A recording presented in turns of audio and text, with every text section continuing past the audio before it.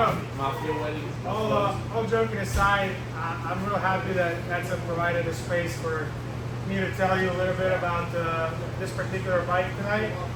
So before I get into that, my name is Vanya. I know a lot of you guys here know me. Who? Benji.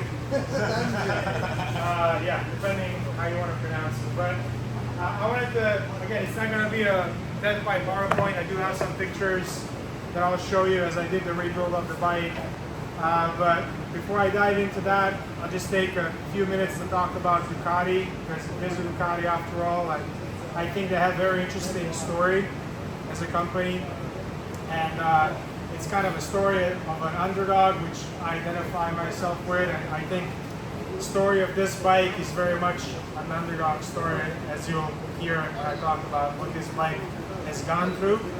So Ducati, as you see here, we have a lot of fans of Ducati. Edson is the host.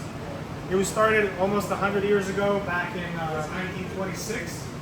It actually started as a company by three brothers who wanted to make radio components. It had nothing to do with motorcycles. And they had a very successful company, built a Giant factory in Bologna, in Italy. And what happened at that time, World War II happened, as we know. They got invaded by Germans. Then Allied forces decimated the factory because it was used at the time to make weapons.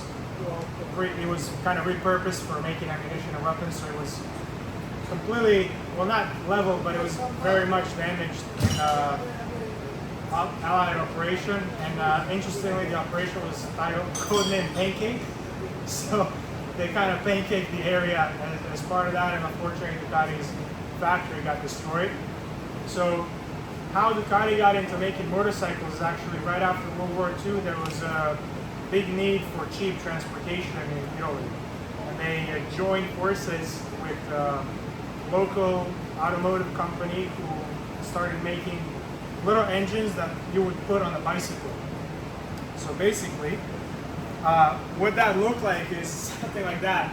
What you see there is the first engine that was actually produced in that factory. It's called the Papi, or Cucciolo, Chucholo, whatever you want to call it. And it was actually a really cool story that kind of put Ducati on the map. So, long story short, they started making that. They got into making like their own motorcycles, not just in conjunction with this little company that they were working with. And as the years went on, people got more into racing, and Ducati really got into the philosophy of racing and creating motorcycles that actually won races, and of course then they ended up selling a lot of those bikes. So what you see up here is actually a picture of one of their top engineers who patented and invented a lot of things that I'll talk about here shortly that are even to this day on Ducati motorcycles. His name is Fabio, and he was one of the talented engineers that joined the Ducati in the early 50s. He actually is the reason that Desmo exists. He patented Desmo, he created Desmo. He created the Ducati L-Twin engine. He was the first one that did that. And he also patented and actually created the trellis frame, which is not only used on Ducati bikes, but on a lot of other bikes. So, long story short, they won a bunch of races there. They started building bikes over the years, and kind of built their name out of it. So we're going to just fast forward about 50 years to 2011. Right after Ducati they won a bunch of Superbike championships with their 999 and 998, I believe. And then they started kind of falling behind a little bit after some of the other manufacturers came on the scene and really modernized a lot of their bikes. So what Ducati did in response is they came out in 2011 with Ducati 1199, which is the predecessor of this bike. It's basically very similar to this. This is a more modern version of it, but it was the first bike that had frame to be a stress member of, or engine to be a stress member of the bike, meaning they ditched the trellis frame, as you can see here, and the frame is literally like a little box that goes from here to here. And that's it. Everything else is just engine. The engine is bolted onto the frame, and it basically allowed them to save a lot of a lot of weight that way, which in return made that they were faster and they could go back and win races. So one thing that was really unique about the 1199 that it came out is they came out with a whole suite of electronics which were not really used back in 2011. Maybe a year or two before BMW came out with the double R, which revolutionized the superbike scene, and then the 1199 was kind of a response to the first double R. So it came with, you know, ABS, anti-wheelie, all sorts of electronics you can think of. And then we go into this bike, which was a response to, again, an updated double R, and also really just a bigger version of the 1199, because they thought, you know, 195 horsepower was not enough, so we need to make a bigger engine. So what they did in response is they just stuck bigger cylinders, different bore, and bumped up the engine from 1100cc to 1285. So even though it's called 1299, it's a 1285cc engine. It's an L-twin, and made 205 horsepower is what Ducati claims this bike makes. And again, they were kind of put back on the scene with this particular motorcycle. And a 1299 was the last twin Ducati bike that was a super bike. So Ducati moved over to V4 configuration, and these bikes are no longer made. They still make a smaller version of this bike. It's a V2, which is kind of a successor to the bike behind here that you see, the 899. So think of it as like a little brother, big brother type of thing. The only difference visually is the single-sided swing arm here, and of course the engine displacement. That's on electronics. But the thing that made this bike unique is that they added lean angle sensor in it, basically the IMU, inertial measuring unit, which works in conjunction with a lot of other computers. So you get lean sensitive ABS, slide control, anti-wheelie, basically every single piece of electronics that you find nowadays on a modern bike. Now that's basically just a quick history on how Ducati came about with this bike. What I'm going to talk next is this actual bike.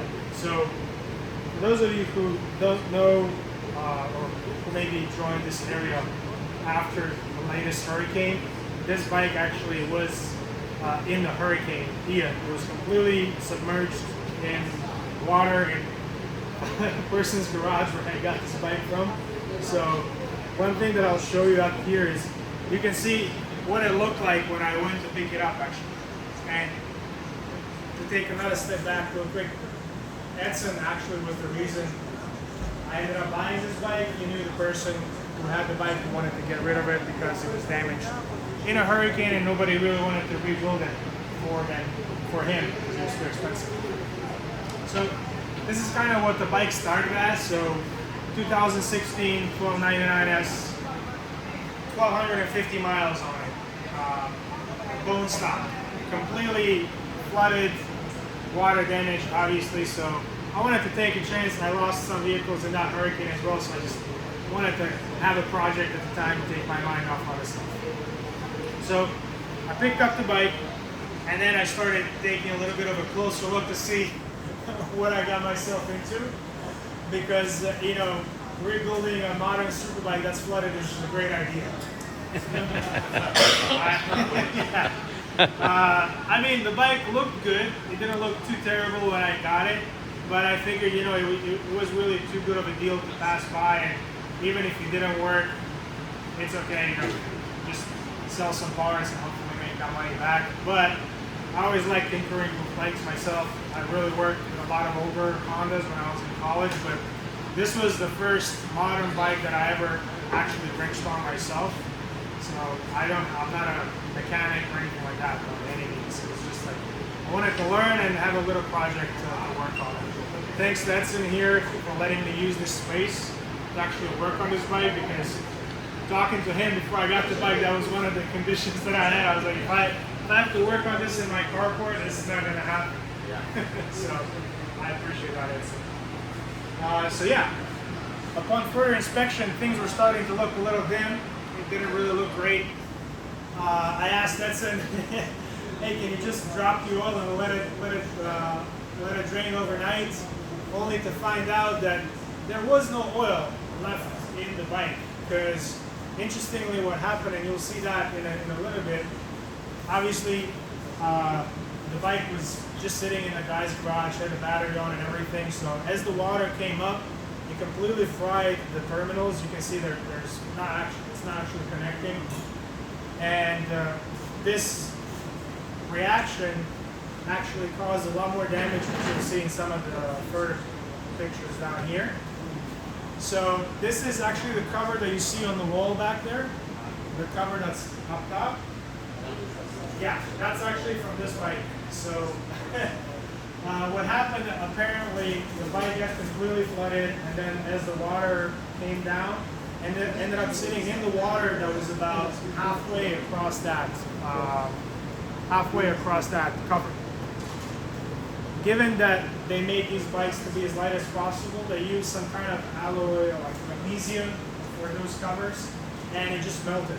Like, there's no other way to say it, it just melted completely. So anyway, I wanted to see what the oil looked like if there was actually water in the engine, because that was one of my concerns. Long story short, there was water in the engine. You can see this is all corroded. These are the throttle bodies right underneath this gas tank. So again, this is just kind of, you can see what some of that liquid looked like. Man. So yeah, things were not looking great the more I started digging into it. Yeah. Also, I should have said viewer discretion advised in some of the pictures that are about to follow here. So we started, tearing into the bike. I knew right away that because this was completely submerged, I was going to, at a minimum, have to replace all of the electronics. And I was okay with that going into it, but it was actually a lot more damage. I'll talk about that here shortly. So you can see this is the starter relay. Completely toast. Yeah, not great. All of the magnesium parts got soft to the point that where I went to remove the oil drain pan, which we'll see in the next couple of photos, my hand went right through. Like, imagine like this pan on the bottom being like jello. Just hand went straight in. It was unbelievable. Plugs didn't look that bad, but this is the bottom of the oil sump. Not great. You can see that literally just melting. It was unbelievable. I didn't realize that can actually happen from salt water, but there you go. Learn on my mistakes. Yes. How long was it underwater, Vanya? About 3 days.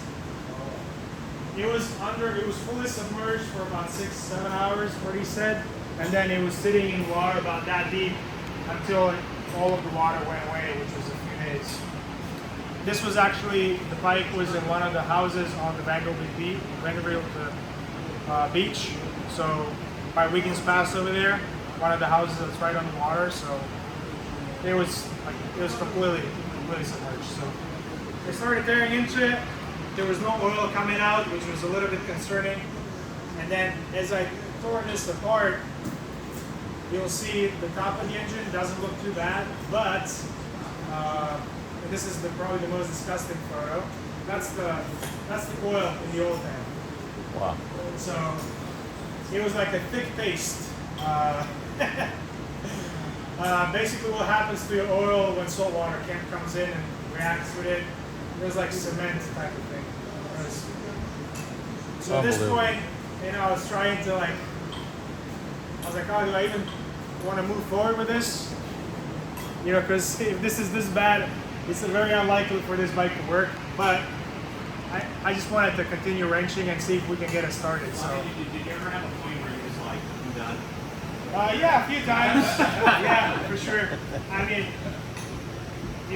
to say like, oh, it's super easy, everybody should do it. Like, you need to have a lot of patience. You need to, like, this bike was put together with parts from all over the world.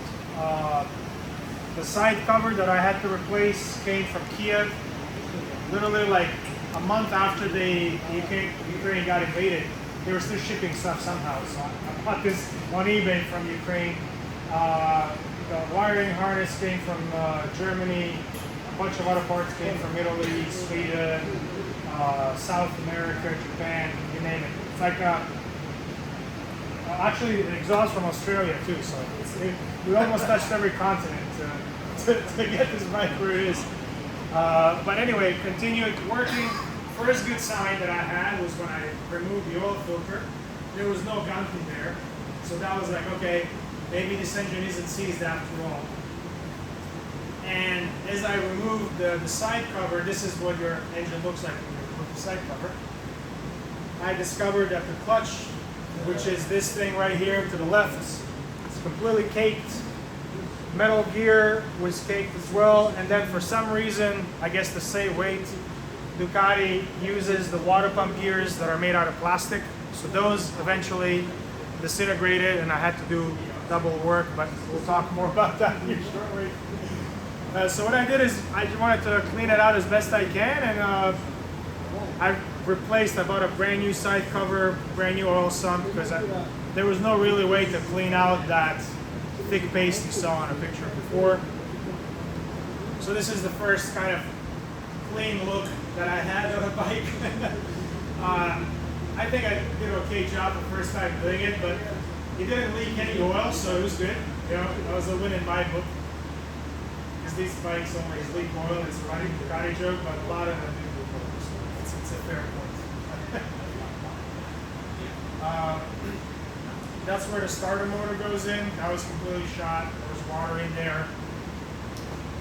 So I started ripping the wiring harness. This is what it looks like when you put old versus new. And it was very difficult to actually find a wiring harness for the bike because harnesses are different based on what year this bike came out and whether it's S or not S model. S models come with electronic Olin suspension and electronic steering damper, so there's a lot more bugs with those. So I sourced one, thankfully. It took a little while, but it was really not that hard to put it back together. There's only one way those connectors go in together, so it was pretty. That was probably the easiest part of this whole job, was changing the wiring harness.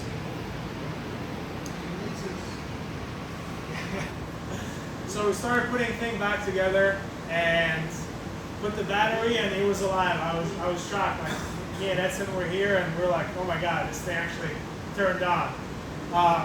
The ignition, I did not start turning the bike off. So I was super happy. The mileage was what the previous owner claimed it was. There was no way for me to know without doing all the work. So I was super happy to see this. It's a good sign. And then the person filming this actually did this. Yeah. So this was a picture after we started the bike for the first time. And you can actually probably hear it here. As I hear it back there. If you want to rub it off. Good talk is bad, don't you? I said, no, this is my first time.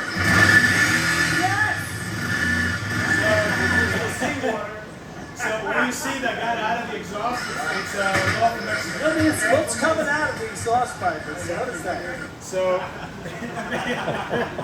basically what happened was water still that was in the engine just got spat out. And I was happy because the bike turned on, but I wasn't super optimistic that it was actually not going to blow up because of all the water that was in there.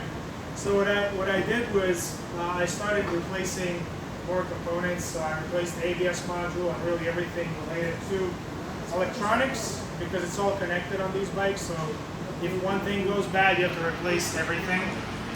So obviously ABS being a big part of your braking system, you have to do that. So that was not a big deal. The starter wasn't a big deal. But what happened when I started the bike the first time, all of that water that also came out of the exhaust also came back up through the throttle bodies. And I had salt water, again, all over the bike, which corroded this connector, which goes into the airbox, basically causing the bike to just run for 2 seconds, shut off, shot up to like 6,000 RPM, then died, just terrible. So it wasn't right.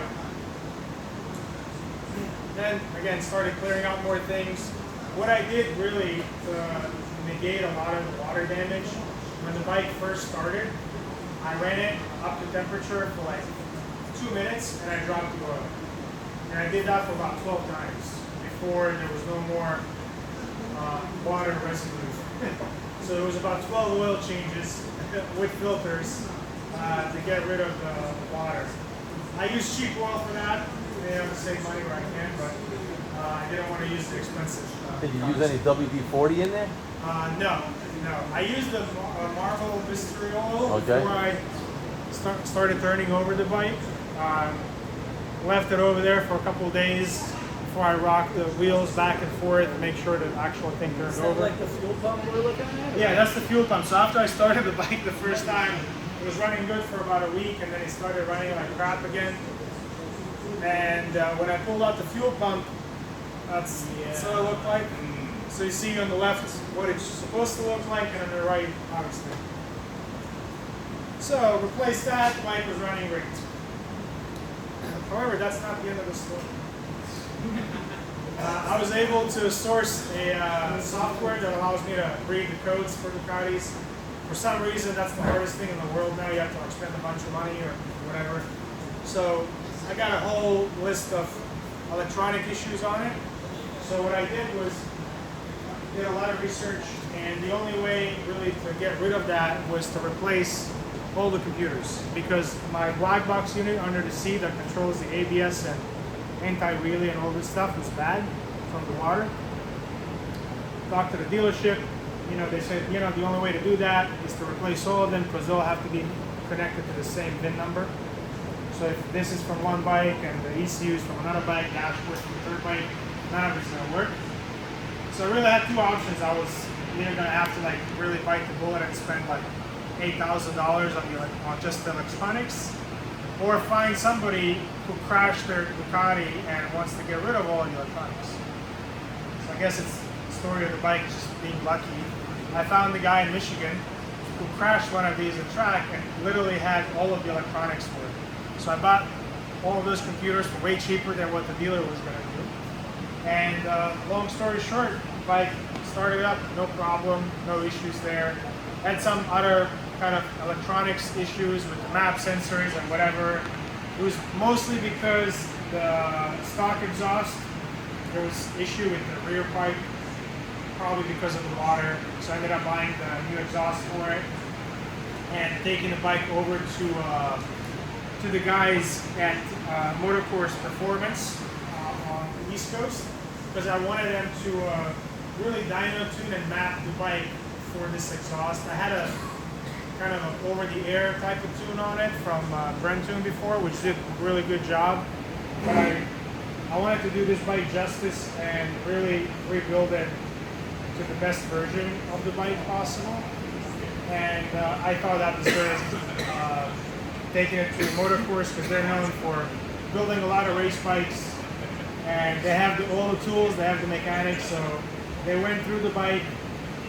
They had a lot of issues dyno tuning the bike as well, because some of that water that came back up through the throttle bodies corroded one of the connectors on the throttle body, and it was giving all sorts of weird stuff to them. So they spent so much time and effort, and I already talked to them a bunch of times, and I'm super grateful to them for that. But they spent so much time trying to dial in the tune on the bike. And once I finally got it back, I mean, I can show you actually, so it's not just me talking, but that's right there, the dyno graph of the bike. So I told you earlier, they're supposed to make 205, that's what Ducati claims. Usually these bikes dyno about 175, 180 horsepower. And this bike made almost 197 at the wheel. And almost 100 foot-pounds of torque at the rear wheel. So it's a total monster. I don't know how else to explain it. So yeah, I mean, that's really the kind of the story of how I rebuilt it and what the bike is today. You can see it right here. That's in did a full paint correction on the bike and polished it. That's why it looks so shiny right here.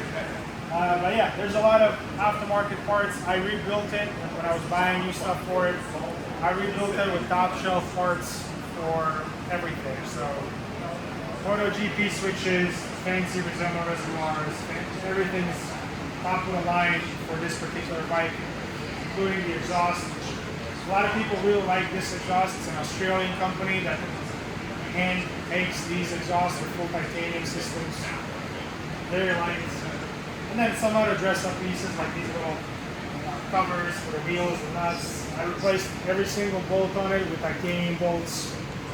So hopefully none of that's gonna corrode anymore. So you made it a lot better, it sounds like. Yeah, this is much better than any stock 1299 you can buy. Probably better put together than 99% of 1299s, despite its history. Again, this bike is a clean title bike. It was never running through insurance. I just bought it from a guy. It's a clean title bike still. But again, it's not. I always tell everybody who asks me about it, it's like, yeah, this is a survivor bike. We're gonna call it a survivor, and you really had no right to survive what it went through. A lot of these bikes, as you guys know, a lot of vehicles in this area just got decimated completely. Again, I know it's like first world problems in motorcycles got destroyed considering what happened, but you know, it still doesn't change the fact that this bike was under Gulf of Mexico and came back out, and I put a lot of miles on it. So I told you it had 1,250 miles when I rebuilt it. I just turned over 6,000 miles on it.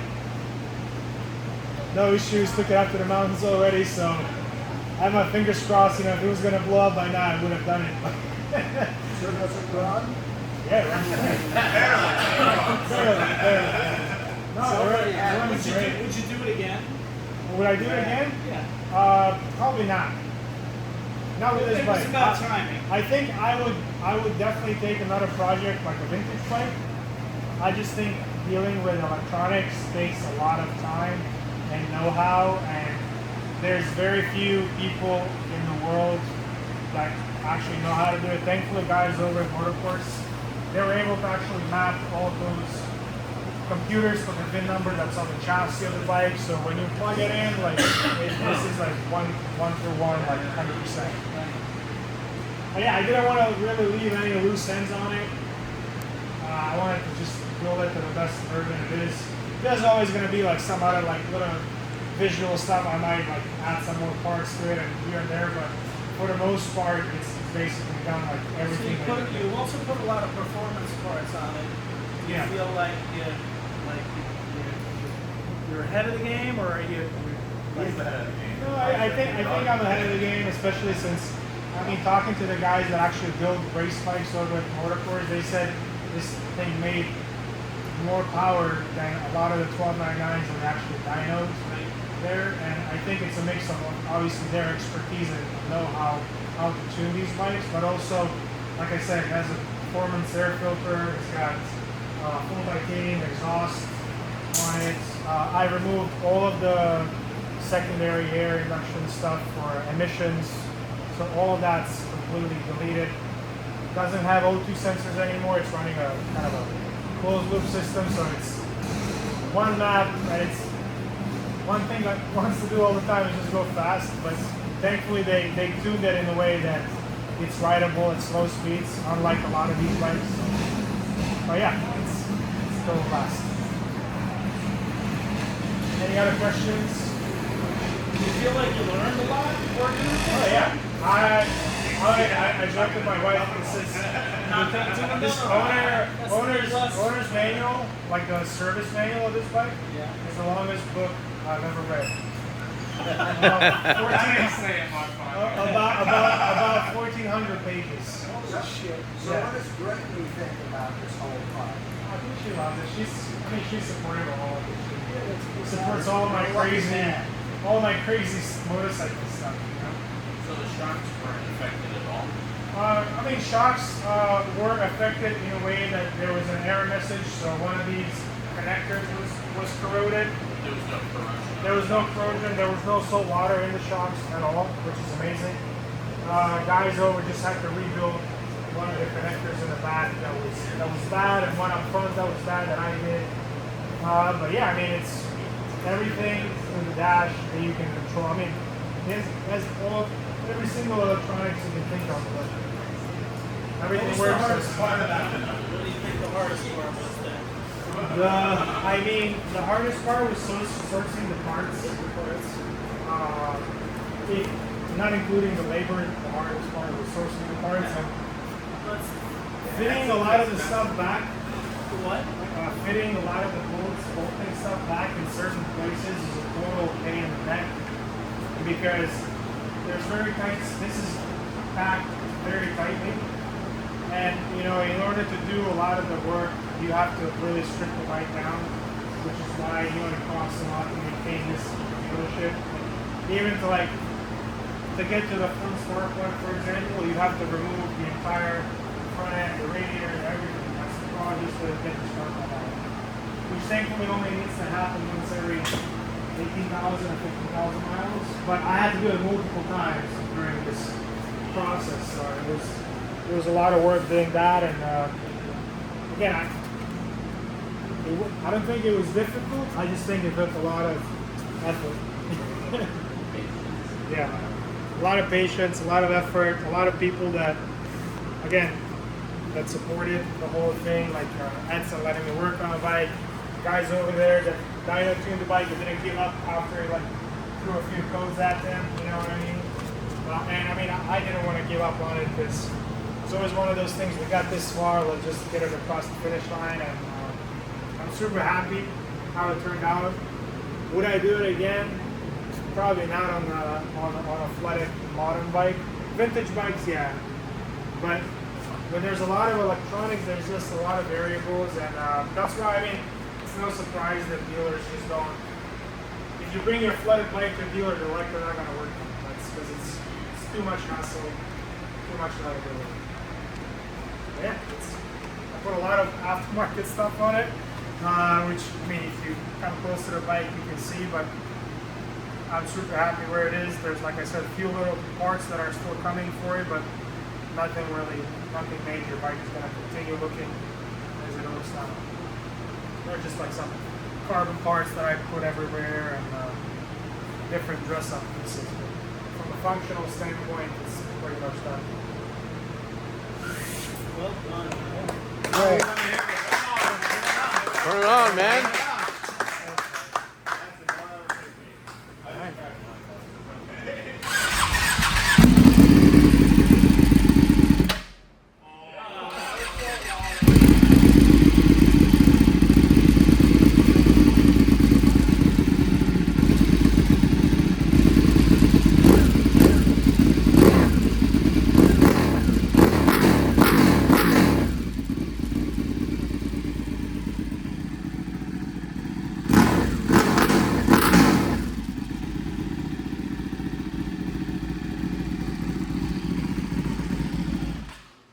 There you go. Excellent. Excellent. Thank you guys. Good job.